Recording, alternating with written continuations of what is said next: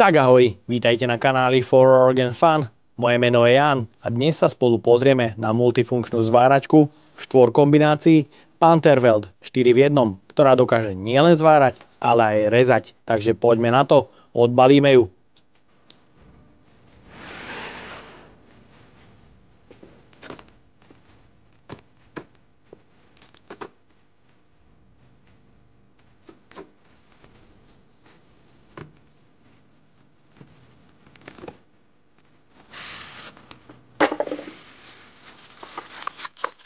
V balení nájdeme redukčný ventil s odkalovačom pre napojenie k stlačenému vzduchu, pre rezanie plazmou.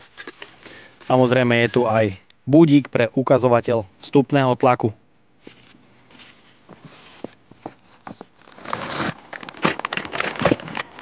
Ďalej v balení nájdeme prievlaky a kľúč pre ich demontáž.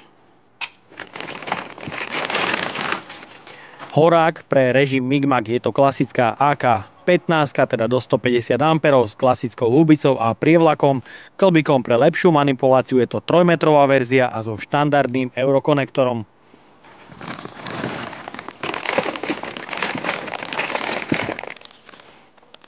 Ďalej v balení nájdeme príslušenstvo pre tigový horák, je tam klieština, niekoľko keramík a uzatvárateľná skrutka.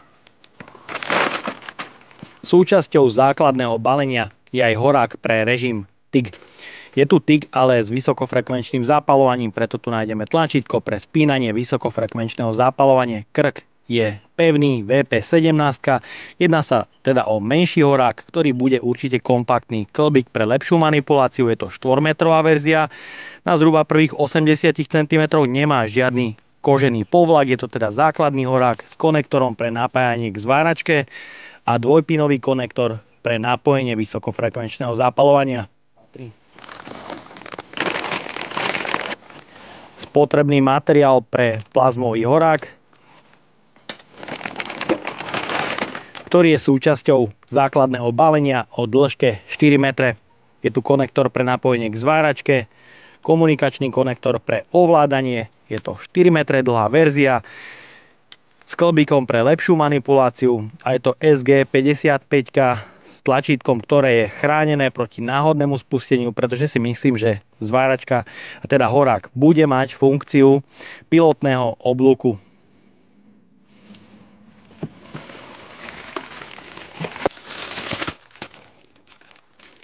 V balení nájdeme aj kliešte pre uzemnenie, ktoré sú podľa môjho názoru celkom pekné, s medeným pásikom pre lepšie uzemnenie. Šteker je použitý veľký, 35-50, ich dĺžka je bohužiaľ iba 1,5 metra, ale podľa hmotnosti môžem povedať, že ide o čistú meď. Ďalej v balení nájdeme kliešte pre držanie elektródy, sú to štandardy KB200, teda do 200 A. Vodič sa podľa hmotnosti zdá, že ide o čistú meď, bohužiaľ jeho dĺžka je iba 2 metre. Šteker je použitý veľký, 35-50. V balení samozrejme nájdeme aj užívateľský manuál, 1 Wolfram a 2 trne pre napojenie k plynu.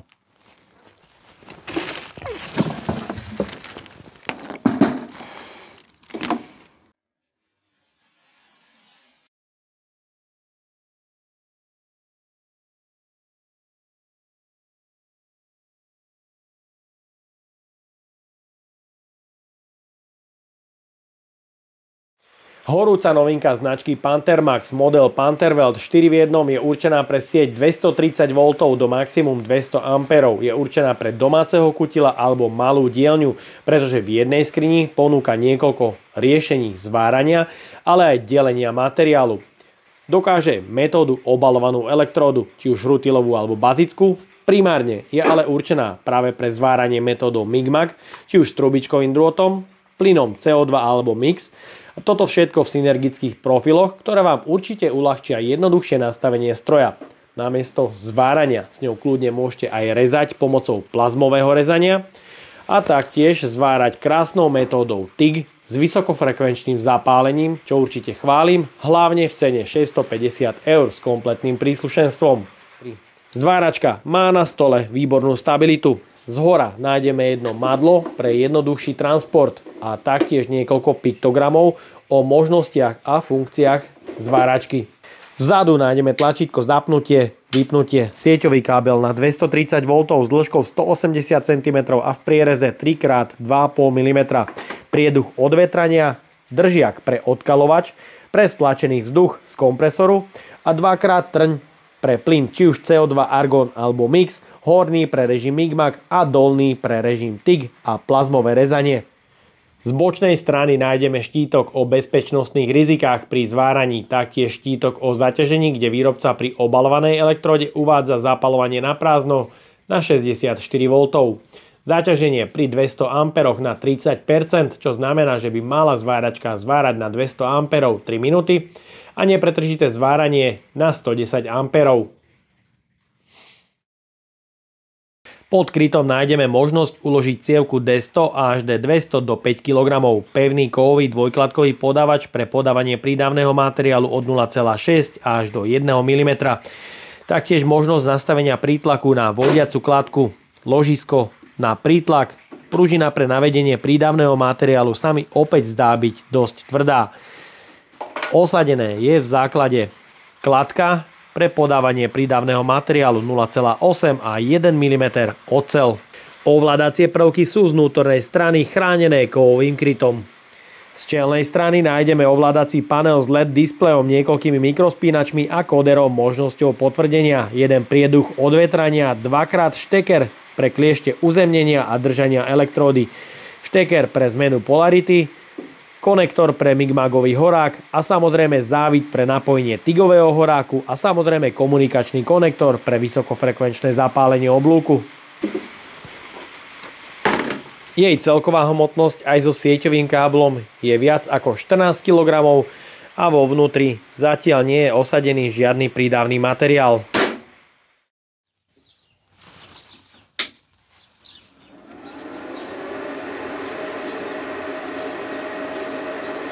Po zapnutí veľmi rýchlo nabieha software pre ovládanie zváracích metód.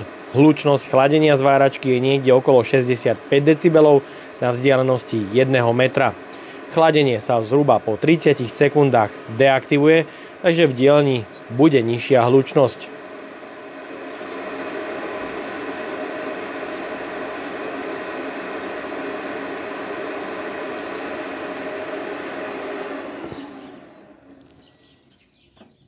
Automatické zastavenie chladenia je určite fajn. No a taktiež po vypnutí, ak je zváračka zohriatá, je tu dobeh pre dochladenie niekde okolo 5 až 7 sekúnd.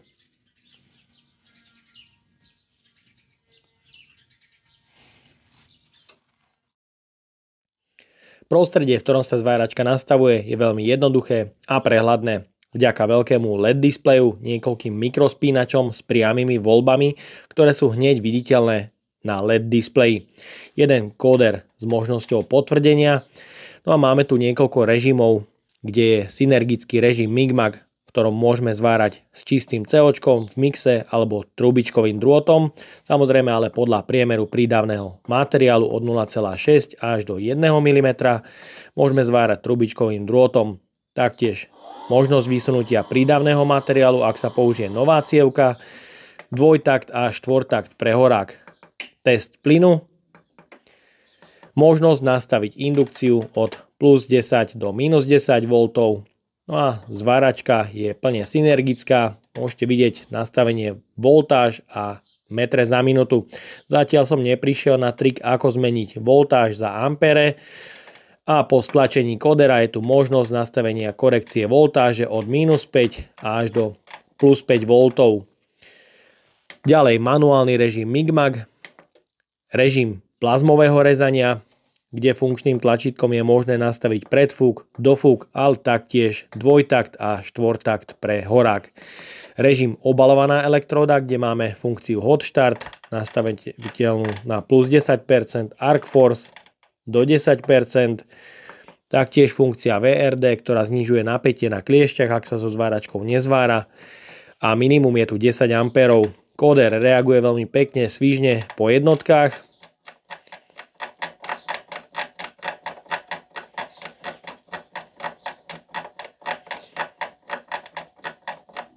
Maximum je tu až 200 A. Ďalej TIG s vysokofrekvenčným zapálením oblúku, kde je možnosť vybrať režim DC, teda jednosmerný prúd, ale taktiež s frekvenciou pulzovania dvojtakt a štvortakt pre horák. No a taktiež funkčným tlačítkom je možnosť nastaviť celý priebeh korekcie krivky, kde máme predfúk, nábehový prúd, čas nabehnutia na maximálny prúd, možnosti nastavenia pulzu, teda času pulzovania, frekvencie, čas nabehnutia na minimálny prúd pri ukončení a samozrejme dofúk. Taktiež funkčným tlačítkom je možné konfigurovať priamo funkcie pulzu, ak je teda aktívny. No a ďalej je tu režim lifting s dotykovým zapálením oblúku a prekvapivo funkcia studeného zvárania, ktorej funkcie zatiaľ absolútne nepoznám a ak budem môcť, tak si to vyskúšame. No a po stlačení tlačítka pre výber metódy máme tu pamäťový režim, kde je možnosť uložiť až 10 svojich zváracích profilov. Pre odskúšanie zváračky v štvorkombinácii som si pripravil materiál ocel od tenkých plechov 0,8 až po materiál hrubý 10 mm. Budeme aj rezať plazmovou rezačkou, som zvedavý, čo sa mi podarí odrezať. Taktiež budem zvárať metódou obalovanou elektródou. Tu sa pozrieme na výkon na kliešťovom ampermetri. Taktiež budeme zvárať v režime MIGMAG, či už s čistým COčkom, s mäsným plynom, ale aj trubičkovým drôtom, ale som hlavne zvedavý, či sa mi ju pomocou zmesných plynov podarí dostať zo skratu do sprchy. No a samozrejme som veľmi zvedavý na TIG s vysokofrekvenčným zapálením oblúku, takže poďme na to.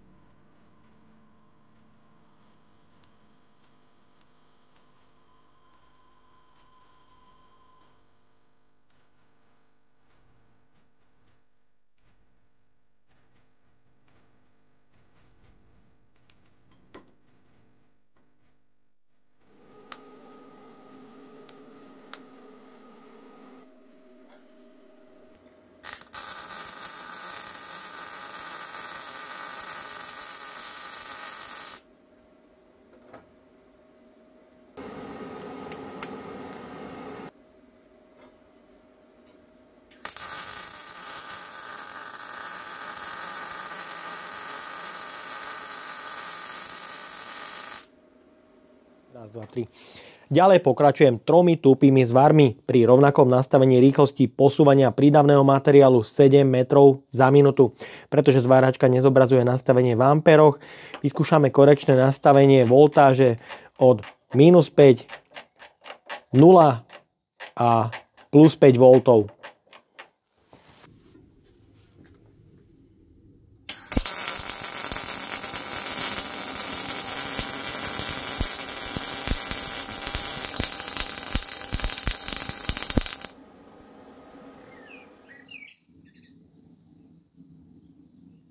Máme tu 3 zvary na tupo. Pri rovnakom nastavení posuvu prídavného materiálu, teda 120 A, bolo vidieť pri zváraní.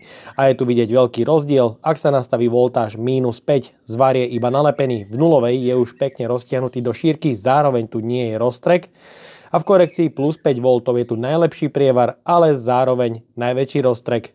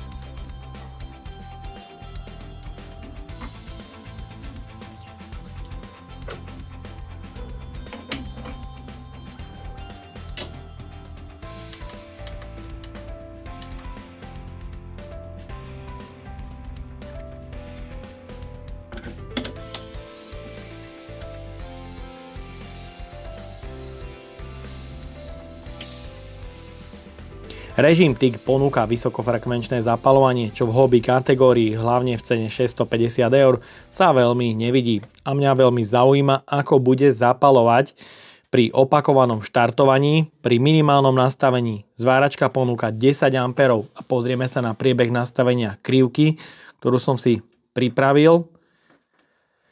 Predfúk 1 sekunda, štartovací prúd 10 A, čas nabehnutia 0,7 sekundy na maximálny prúd 10 A, klesanie za 1 sekundu na 10 A a dofúk nastavený na 3 sekundy. To sú minimálne nastavenia amperov, ktoré môžem nastaviť. Taktiež ešte nastavím funkciu dvojtakt, čo je funkcia pre horák. A vyskúšam opakovane zapáliť.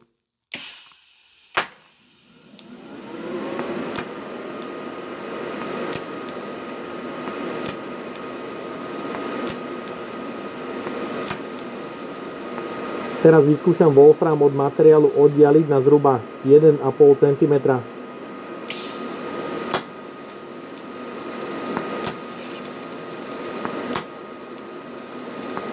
Ešte vyskúšam oddialiť.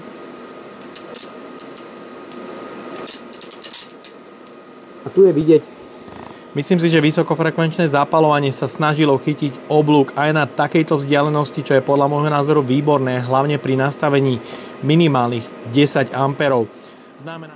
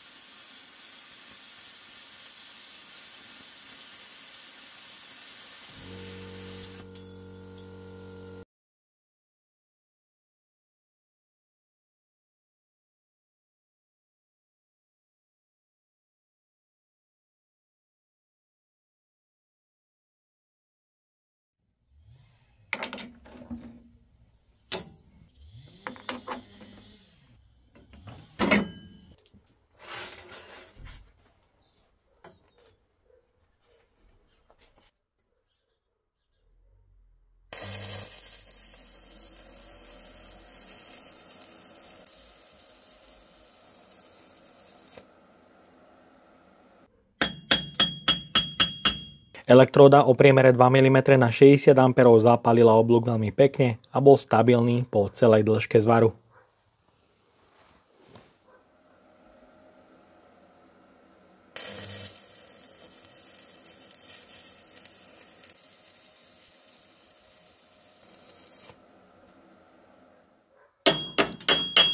Rovnako aj elektróda o priemere 2,5 mm na 75 A zapálila oblúk veľmi pekne a bol stabilný po celej dĺžke zvaru.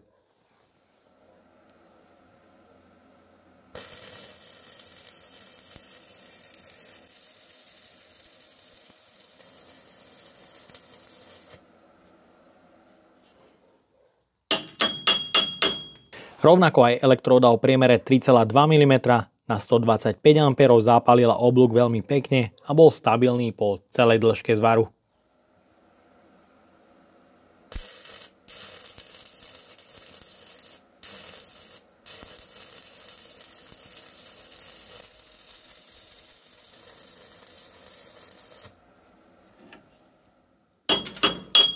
Rovnako aj elektróda o priemere 4 mm zapálila oblúk na 160 A veľmi pekne a bol stabilný po celej dĺžke zvaru. Ďalej pokračujem rovnako so štvorkou elektródou, ale na maximum 200 A.